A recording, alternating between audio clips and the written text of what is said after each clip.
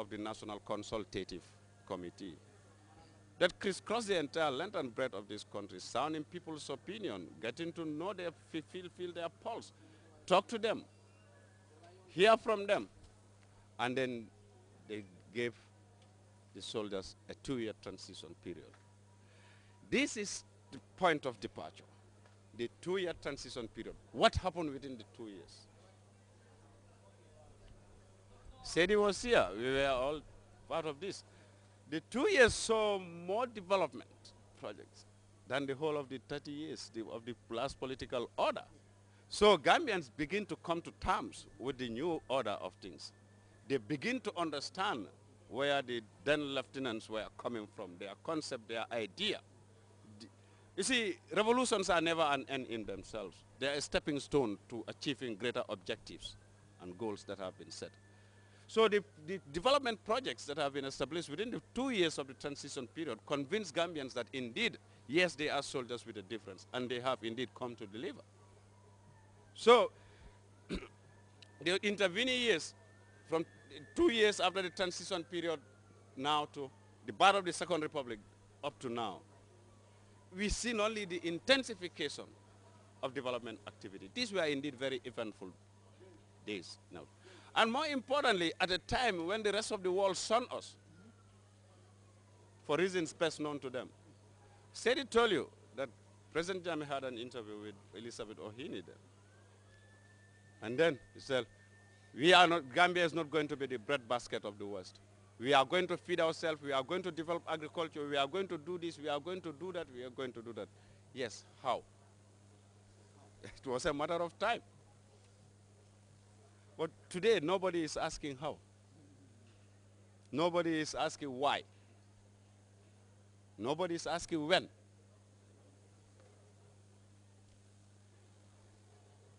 Abdul, when we sit here to commemorate or to celebrate, we commemorate events.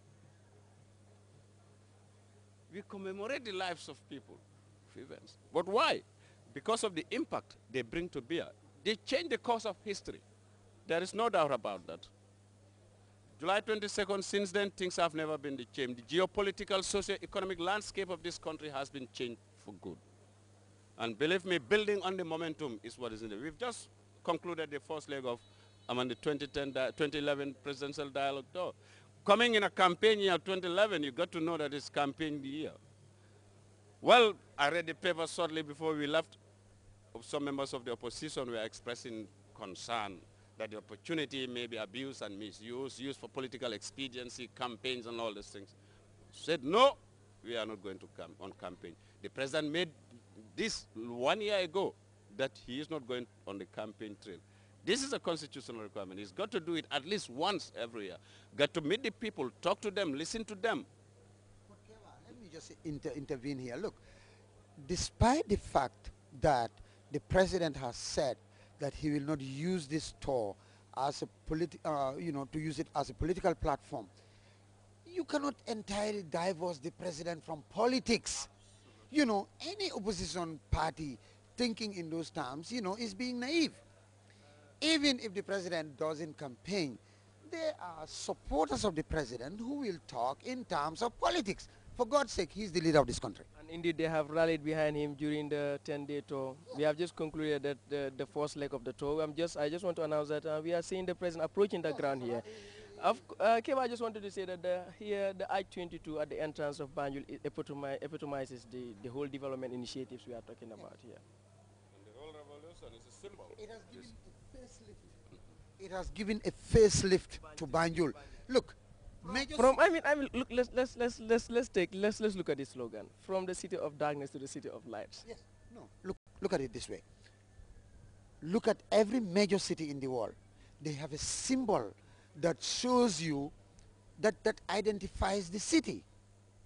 When you go to Paris, Germany, you have the Brandenburg Gate.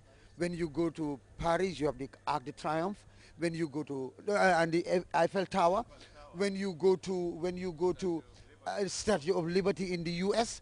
I mean, why shouldn't Banjul get an icon that identifies Banjul? The African Renaissance in Senegal, Abdoulaye Wade. So,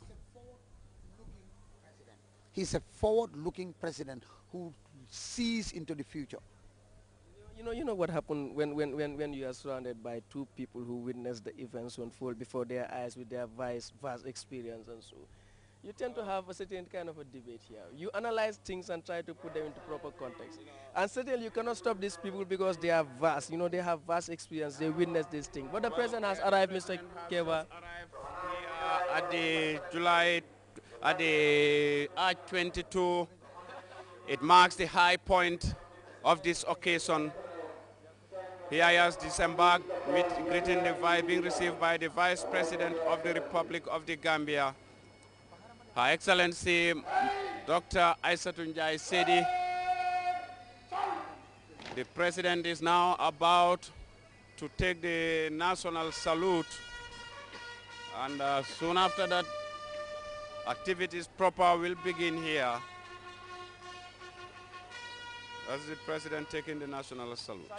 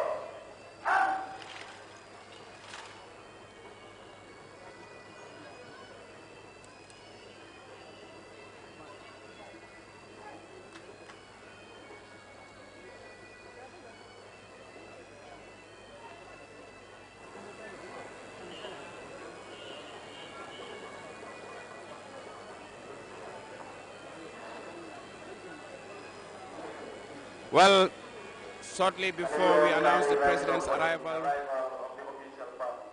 we were indeed talking about the President's tour and what the opposition had been making out of it, that it shouldn't be used as a campaign, it shouldn't be used as a campaign. But, well, this has been made clear right from the outset, that this is no politicking, this is no political campaign. This is a constitutional requirement that the President is fulfilling. But that aside, going by the message, the tone, the content, one is convinced that indeed this was not canvassing for votes. It was straight talk, it was frank talk. It was about the future of this country and its destiny. It is about the youth, it is about agriculture, it is about the rightful skills. It is about transforming this country. It is about accelerating the pace of development.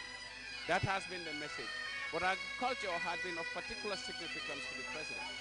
Because never mind, however you fare in other sectors, if you aren't able to do well in agriculture, if you aren't able to fulfill yourself, then you run the risk of really nullifying the achievements that you have made in other areas.